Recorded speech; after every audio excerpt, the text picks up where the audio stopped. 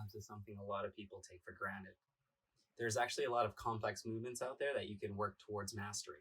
And working towards mastering gives you some motivation to actually take an ab day seriously. Doing a set of 50 crunches, planks, and leg lifts at the end of every workout isn't exactly exciting. It's kind of stale and boring. It doesn't give you much to look forward to. Hopefully through this video, I can help provide you a well-structured ab routine that makes you look forward to ab day, and will also help define your core and build that muscle. Hi everyone, and welcome to my very first YouTube video. I'm so excited to be here in my room talking to myself. I actually made a first vlog. I completed the video, but I'm super unsatisfied with how it turned out. I was kind of learning how to edit and I didn't know how to make it flow smoothly. But for now, we'll hold off on posting that one. But in the meantime, I figure I might as well get started on another video where I know a little bit more this time around. First topic of this video will be how to build a defined core. I also managed to take a video of my entire ab workout so I can share what exercises I do and how I do each exercise. This specific video will include my methodology around how I train abs and all the different exercises I'm using today. So these exercises are a little more advanced, so try to, if you're not able to do them, try to progress towards being able to do them. Abs are not made in the kitchen. Abs are made by progressively overloading your core. What helps you see your abs is from the work that is done in the kitchen, and that is done via reducing your body fat. People who believe in this saying are essentially admitting defeat, knowing that since they won't change their diet, there's no way they're going to see their abs, therefore it's pointless to train them. So as a result, they'll throw a few crunches onto the end of their workout and call it a day. But these same people will take an hour to work on their biceps. I think that's a little bit unfair to your core. So, similar to my biceps here, if I grow the muscles of my abs, I'm more likely to see them through layers of fat, as demonstrated by my shirt. If my shirt was about as thick as some adipose tissue, we're still able to see my abs. So training your abs allows you some leeway when it comes to your diet to actually be able to visibly see them. I personally have a 2 to 3 hour ab day each week. I clinically target each muscle in the core and I progressively overload each one. I use a variety of leg raises, crunches, isometric holds, twists to stimulate them in every way possible. Abs are very important to me. As both a powerlifter and a physique competitor, I have both an aesthetic requirement and a functional requirement. They need to look good and they need to function optimally.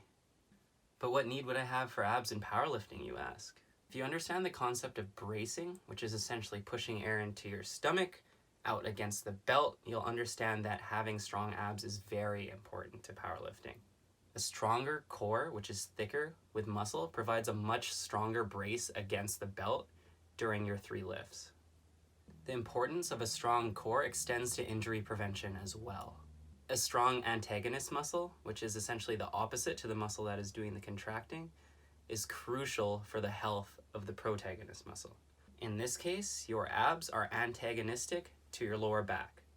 And for powerlifters, your lower back takes a huge beating during both squats and deadlifting. In my 7 years of lifting, and I lift heavy, I haven't suffered from a single serious injury. I attribute this in part to my even distribution of my training across my entire body.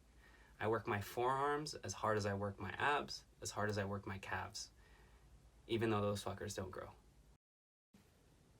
The first exercise I'm starting out with is a front lever. I've literally been obsessing with these guys over the last few months. I wasn't able to do them for the longest time, and I found an exercise that I wanted to learn how to do and how to master. So because of that, I prioritize it as my first exercise every single day. If you're not able to do them, which will be the case for most people, not to brag or anything, you want to be able to start with a hanging leg raise. After a hanging leg raise, you want to be able to progress to a toe all the way to the top leg raise and holding it down. You're also going to need some upper back strength as well, and scapular pull-ups will be very helpful for this because you really got to be able to retract your scapula, get your chest up, and hold that position as your body moves downwards. Typically, I'll start with a few holds, literally going until failure as long as I can, and I'll follow that up with some leg raises right after. Following my front levers, I follow up with some L-sit holds. So these are also a little challenging, but what you want to do is you want to get into an L-sit, and you're essentially pulling your legs towards you, as seen in the video here. This exercise takes advantage of both an isometric hold as well as work on your hip flexors and lower abs when you pull your leg towards. The next exercise I have up are windshield wipers, also another advanced technique. Same idea. In order to progress these, you can actually, if you're able to get your legs up to begin with, you can even cross your legs and twist with your legs crossed, so you're not really taking all of the weight. But again, these will take practice, but use that as motivation to come in and work your abs. Doing these are really cool and showy. It definitely works your core, but I'd say they're more showy than functional. As you notice, as the sets go on, I try to get lower with my hips and my toes on each rep.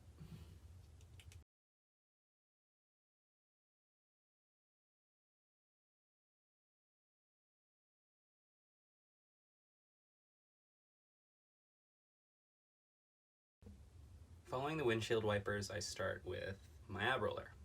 So as you can see, I'm using it for my toes. It's also a progression you're going to want to include in your ab day. If you're unable to do these right off the bat, obviously start from your knees, and what you want to do is you want to start with a very short range of motion. So roll, not too far, and when you pull back, you want to initiate the pull with your abs. So I'm not moving my shoulders up and down. I'm initiating the pull with my abs, kind of like a crunch.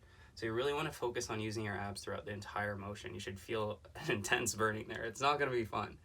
And it's probably going to cause you to lose sleep, but you're working your abs in a way that a lot of other exercises can't.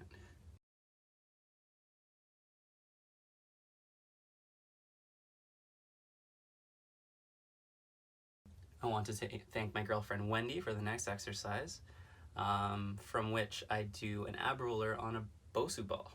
I'm typically not a fan of Bosu ball in general. I am a fan of it for rehab purposes when you're working on balance about your ankle. But we don't want to be using or squatting on it because I think it's a little more dangerous and I don't think you get too much out of it. But in the case of core exercise, a little more instability, especially with an ab roller, can be a little fun as well. I haven't gone into my rep ranges at all, but typically I'll try to load my ab exercises for heavy sets of 8 through 12. Depending on the exercise, I may go a little bit lighter and go for more reps, but I'll save those usually for near the end of the workout. I want my first half of the workout to consist of heavy movements, and that way, it's a little less tiring. When you know you have to do 20 reps of an ab exercise to actually feel it, you're not very encouraged to do it. But if you go a little heavier and get that done a little bit quicker, it gets it out of the way so you can kind of move on.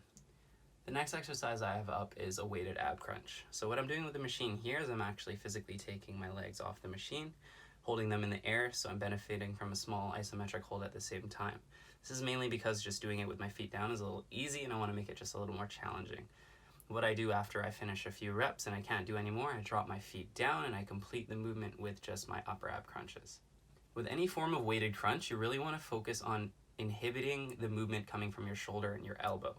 You want to use as much of your ab as possible, so you physically want to pull the weight down with your abs. What I see a lot of people doing is they'll jack up the weight and start swinging with their shoulders and their arms.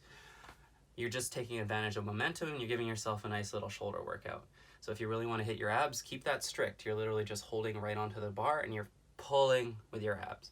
You shouldn't need too much weight to feel it. The next movement I have here is an isolation movement for your oblique. So you're going to want to do these with cables. You could do it with either the Technogym cables I have here seen in the video, or you can do them with any other cable. But what you want to do here is you want to extend your arms out. You want to completely lock your arms. And when you twist, you're not assisting from your shoulders.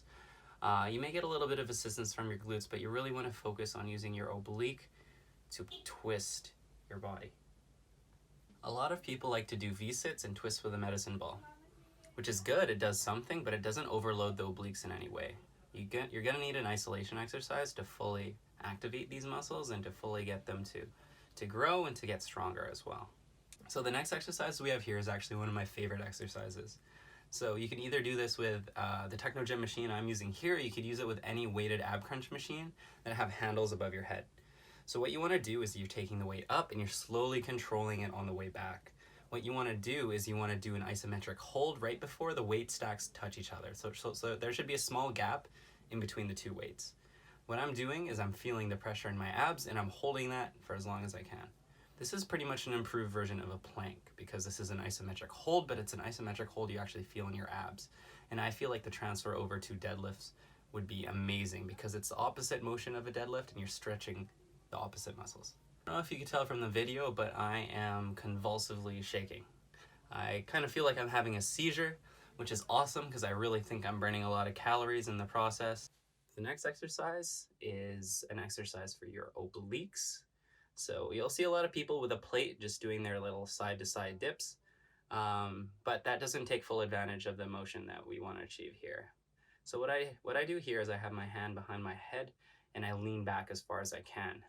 So as I extend in the opposite direction, you can see me push my hip out. This allows me to get a stretch in my oblique, and I should feel that up along the entire side of my body. What I want to do from there is I'm crunching it back down, and I want to extend the range of motion on this as well. So I want to really dip as far as I can in the opposite direction, and on the contraction side, I want to dip as low as I can as well. On this specific exercise, we want to utilize a stretch on the opposite end of the motion. So we should be increasing the range of motion as long as possible. That way we both, again, get a stretch, and we're also stimulating the muscle at the same time. The next exercise we have up is a Bosu Crunch. We're using the shape of the Bosu ball to hyperextend our spine to increase the range of motion so that when we're crunching up, we're crunching from a hyperextended position. So this should also feel like a nice stretch on your backside. Again, I'm making sure to keep my elbows still and I'm focusing on the contraction in my abs. So I'm not using momentum to pull myself upwards. The next exercise I have up is my own variation of the Kettlebell Windmill. The main reason why I'm holding a kettlebell in my opposite hand is to literally pull me down into position. I'm not very flexible, at least on one side. And I'm using this kettlebell to really open me up, in addition to make it a little more challenging so I feel it more in my oblique. This motion should be very similar to the side crunches we were doing with the cable earlier, but this is more of a push instead of a pull. Here we want to line up our feet in the opposite direction of our hips, and we want to push our hips out and back. So I'm keeping my arm completely straight, locked out up above me, and I'm trying to reach down as far as I can. If you can go all the way down to your toes, do so. The more you let the weight push you into the bottom, the more of a stretch you get. So again, I recommend utilizing the stretch.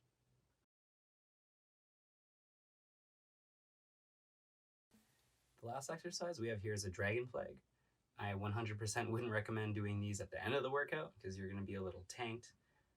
But again, these are also harder exercises, so you're going to want to progress up to it. You want to make sure you're holding onto the bench tightly and you want to kick your legs up. And you're resting all your weight on your shoulder blades, so your lower back should not be touching the bench. From there, you want to slowly lower your legs, leading with your toes up until a point where you can pull off an isometric hold. In the following exercise, I do the exact same thing, but I add a little leg movement for that extra flair.